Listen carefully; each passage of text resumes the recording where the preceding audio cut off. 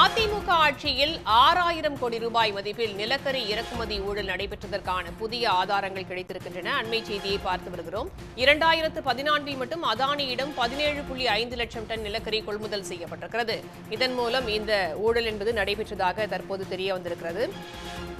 24 கப்பல்களில் கொண்டுவரப்பட்ட ஒட்டுமொத்த நிலக்கரியும் தமிழ்நாடு மின்வாரியத்திற்கே விற்பனை செய்யப்பட்டதாகவும் தெரிய வந்திருக்கிறது. இது பற்றிய கருத்துக்களை பகிர்ந்து கொள்வதற்காக நம்மோடு அறப்போர் இயக்கம் ஜெயராமன் இணைந்திருக்கிறார். வணக்கம் சார். அதிமுக ஆட்சியில இந்த நிலக்கரி கொள்முதல் முறைகேடு அப்படிங்கிறது தற்போது அம்பலமாகி இருக்கிறது. என்னென்ன ஆதாரங்கள் இது தொடர்பாக கிடைச்சிருக்கு சார்? அதிமுக ஆட்சி காலத்துல 2012 முதல் 2016 வரை நிலக்கரி இறக்குமதியில கிட்டத்தட்ட 6000 கோடி ரூபாய் அளவிற்கு ஊழல் நடைபெற்று இருக்கிறது அப்படின்னு அறப்போர் இயக்கம் ஏற்கனவே லஞ்ச ஒழிப்புத்துறையில புகாரும் கொடுத்திருக்கிறோம்.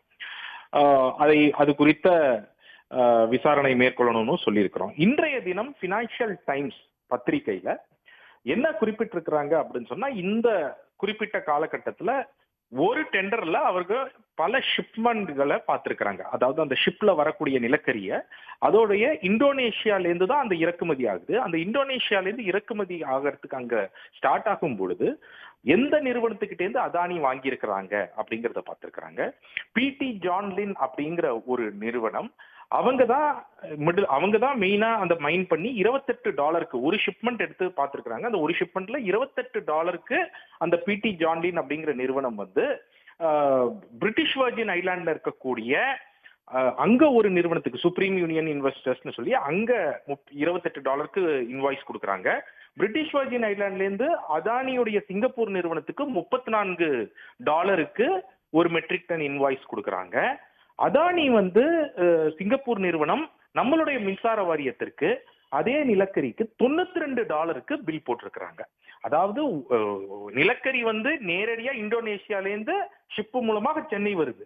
ஆனா அந்த ஷிப்ல வரக்கூடிய நிலக்கரிக்கு இப்படி வெவ்வேறு நாடுகளுக்கு பில்லு மட்டும் போயிட்டு எப்படி அதிகப்படுத்திருக்கிறாங்க அப்படிங்கறத சொல்லியிருக்கிறாங்க.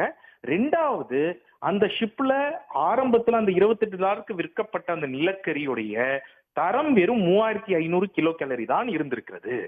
அப்போ 3500 கிலோ கேலரி நிலக்கரிய அதானி 6000 கிலோ கேலரி என்று சொல்லி தமிழ்நாடு மின்சார வாரியத்திற்கு சப்ளை செய்திருக்கிறாங்க அப்படிங்கறத சொல்லியிருக்காங்க.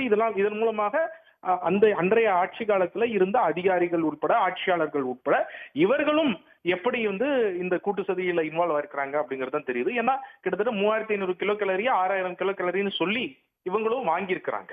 அப்போ இது ஒட்டுமொத்தமாக ஒரு ஷிப்மெண்ட்க்கு மட்டும் இல்லாம அடுத்தது இன்னொரு 22 ஷிப்மெண்ட்டை மேட்ச் பண்ணி பார்த்திருக்கிறாங்க.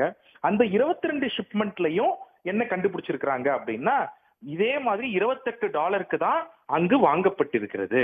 $28 ஒரு மெட்ரிக் டன் வாங்கப்பட்டு இங்கு கிட்டத்தட்ட 86 சராசரியாக $86 அதானி அவர்கள் விற்றிருக்கிறார் அப்படிங்கிற அளவுல இவங்க கண்டுபிடிச்சிருக்கிறாங்க. சோ இந்த ஒரு 22 ஷிப்மெண்ட் இவங்க பார்த்ததுல மட்டுமே கிட்டத்தட்ட 420 கோடி ரூபாய்க்கு மேல இழப்பு இருப்பதாக சொல்லப்படுது. நம்ம எண்ணி பார்க்கணும், அந்த காலகட்டத்துல 2.44 கோடி மெட்ரிக் டன் 2012 முதல் 16 வரை இறக்குமதி செய்யப்பட்டிருக்கு. அப்போ ஒரு மெட்ரிக் டன்லயே கிட்டத்தட்ட $50 அளவுல $50-60 அளவுல அதானி மிகப்பெரிய அளவுல ஒரு மெட்ரிக் டன்னுக்கு மோசடி செய்திருக்கிறார் என்றால் 2.44 கோடி மெட்ரிக் டன்ல அதானியும் மற்ற நிறுவனங்களும் எவ்வளவு செஞ்சிருப்பாங்க அப்படிங்கறத நம்ம யோசிச்சு பார்க்கலாம். அதானி மட்டுமே பாதிக்கு பாதி 50% நிலக்கரி அதானி மட்டுமே சப்ளை பண்ணியிருக்கிறாங்க. இது தமிழ்நாட்டில் மட்டும் நடந்ததாக தெரியல. கடந்த காலத்துல வரக்கூடிய ஆதாரங்கள் வைத்து பார்க்கும்போது இது பல மாநிலங்கள்லயும் நடந்திருக்கிறதுக்கான வாய்ப்புகள் இருக்கு அப்படிங்கறதெல்லாம் தான் பப்ளிக் ஸ்பியர்ல இருக்கு. அப்போ இன்றைக்கு இதனால் என்ன நடக்குதுன்னு பாத்தீங்கன்னா, நேரடியாக மக்கள் தலையில தான் இதோடைய பாரம். மின்கட்டண உயர்வு, இது மாதிரி பல வழிகள்ல மக்கள் தலையில தான் இந்த போன்ற ஊழல்கள் கடைசியில முடிகிற மாதிரி இருக்கு அப்படிங்கறத நம்ம இன்னைக்கு பார்க்கிறோம். நன்றி திரு ஜெயராம். உடனுக்குடன் செய்திகளை தெரிந்து கொள்ள சன் நியூஸ் பெல் ஐகானை கிளிக் பண்ணுங்க.